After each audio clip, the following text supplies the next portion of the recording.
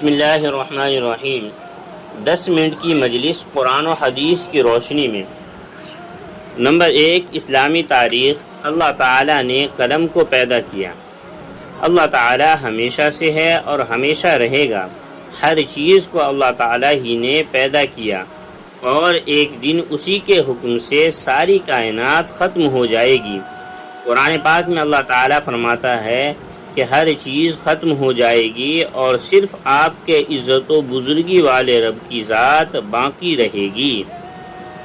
حضرت عبادہ بن صامت رضی اللہ عنہ بیان کرتے ہیں کہ رسول اللہ صلی اللہ علیہ وسلم نے ارشاد فرمایا، اس دنیا کی تمام چیزوں میں سب سے پہلے اللہ تعالیٰ نے قلم کو پیدا فرمایا اور اسے لکھنے کا حکم دیا، تو اس نے عرض کیا، اے میرے رب، میں کیا لکھوں؟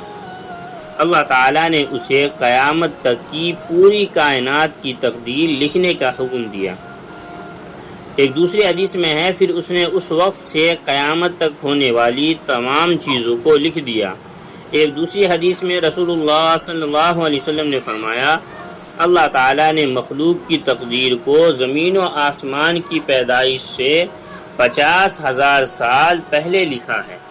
اس وقت سے قیامت تک دنیا میں جو کچھ ہوتا ہے یا ہوگا، قلم ان چیزوں کو بحکم خداوندی پہلے ہی لکھ چکا ہے۔ نمبر 2، اللہ کی قدرت۔ آسمان۔ اللہ تعالیٰ نے ہمارے اوپر مضبوط آسمان بنایا، روشنی کے لیے اس میں چاند، سورج اور چمکدار ستارے بنائے، اور اسی نے بغیر سہارے کے اس کو زمین پر گرنے سے روک رکھا ہے، جبکہ انسان ہلکی سی چیز کو بھی بغیر سہارے کے روک نہیں سکتا، مگر اللہ تعالیٰ نے ہزاروں سال سے آسمان کو بغیر ستون کے روک کر اپنی زبردست قدرت کا اظہار کیا اور لوگوں کو اس میں غور و فکر کرنے کی دعوت دیتے ہوئے فرمایا، کیا وہ نہیں دیکھتے کہ آسمان کو بغیر ستون کے کیسے بلند کیا گیا ہے؟ نمبر 3، ایک فرض کے بارے میں چند باتوں پر ایمان لانا۔ رسول اللہ صلی اللہ علیہ وسلم نے فرمایا، جب تک کوئی بندہ ان 4 باتوں پر ایمان نہ لائے وہ مومن نہیں ہو سکتا۔ نمبر 1، اس بات کی گواہی دے کہ اللہ کے سوا کوئی عبادت کے لائق نہیں۔ نمبر 2، اس کی بھی گواہی دے کہ میں اللہ کا رسول ہوں، اس نے مجھے حق کے ساتھ بھیجا ہے۔ نمبر 3، مرنے اور پھر دوبارہ زندہ ہونے کا یقین رکھے۔ نمبر 4، تقدیر پر ایمان لائے۔ نمبر 4، ایک سنت کے بارے میں سنت پر عمل کرنا۔ رسول اللہ صلی اللہ علیہ وسلم نے فرمایا، جس نے میری سنت سے محبت کی یعنی اس پر عمل کیا تو اس نے مجھ سے محبت کی، اور جس نے مجھ سے محبت کی وہ میرے ساتھ جنت میں ہوگا۔ نمبر 5، ایک اہم عمل کی فضیلت، صبح کے وقت دعا پڑھنا۔ رسول اللہ صلی اللہ علیہ وسلم نے فرمایا، جو شخص صبح کے وقت یہ پڑھے گا شام تک وہ شیطان سے محفوظ رہے گا۔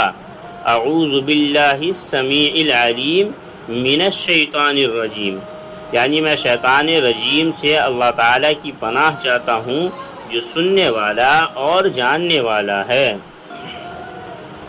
نمبر 6، ایک گناہ کے بارے میں پڑوسی کو ستانا۔ رسول اللہ صلی اللہ علیہ وسلم نے فرمایا، وہ آدمی جنت میں داخل نہ ہو سکے گا جس کے ظلم و ستم سے اس کے پڑوسی محفوظ نہ ہوں۔ نمبر 7، دنیا کے بارے میں حلال اور حرام کو سمجھو۔ رسول اللہ صلی اللہ علیہ وسلم نے فرمایا، ان قریب ایک زمانہ ایسا آنے والا ہے جس میں آدمی کو یہ بھی پرواہ نہ رہے گی کہ مال حرام ہے یا حلال۔ نمبر 8، آخرت کے بارے میں قیامت میں مجرموں کی حالت۔ قرآن میں اللہ تعالیٰ فرماتا ہے، اعمال کا رجسٹر سامنے رکھ دیا جائے گا تو اس وقت تم مجرموں کو دیکھو گے کہ وہ لوگ ان اعمال ناموں میں لکھی ہوئی چیزوں سے ڈر رہے ہوں گے اور افسوس سے یہ کہہ رہے ہوں گے، ہائے ہماری کمبختی، یہ کیسا دفتر اور رجسٹر ہے جس نے نہ کوئی چھوٹا عمل چھوڑا ہے اور نہ بڑا عمل، سب ہی اس میں محفوظ ہیں۔ نمبر 9، طب نبوی سے علاج تقدیر کے خلاف نہیں۔ حضرت ابو خزامہ رضی اللہ عنہ بیان کرتے ہیں کہ ایک شخص نے رسول اللہ صلی اللہ علیہ وسلم سے عرض کیا، اے اللہ کے رسول، ہم لوگ جو جھاڑ پھونک اور دواؤں کا استعمال کرتے ہیں اور پرہیز کرتے ہیں تو اس سے تقدیر الہی کی مخالفت تو نہیں ہوتی؟ رسول اللہ صلی اللہ علیہ وسلم نے فرمایا، یہ بھی تقدیر الہی ہے۔ نمبر 10، قرآن کی نصیحت۔ قرآن میں اللہ تعالیٰ فرماتا ہے، یہ کلام بڑے رحمان اور نہایت رحم کرنے والے کی طرف سے نازل کیا گیا ہے۔ یہ ایک ایسی کتاب ہے جس کی آیتیں صاف صاف بیان کی گئی ہیں۔ ایسا قرآن ہے جو عربی زبان میں ہے، ایسے لوگوں کے لیے ہے جو سمجھدار ہیں۔ یہ قرآن خوشخبری دینے والا اور عذاب سے ڈرانے والا ہے۔ اللہ ہم سب کو اس پر عمل کرنے کی توفیق عطا فرمائے، آمین۔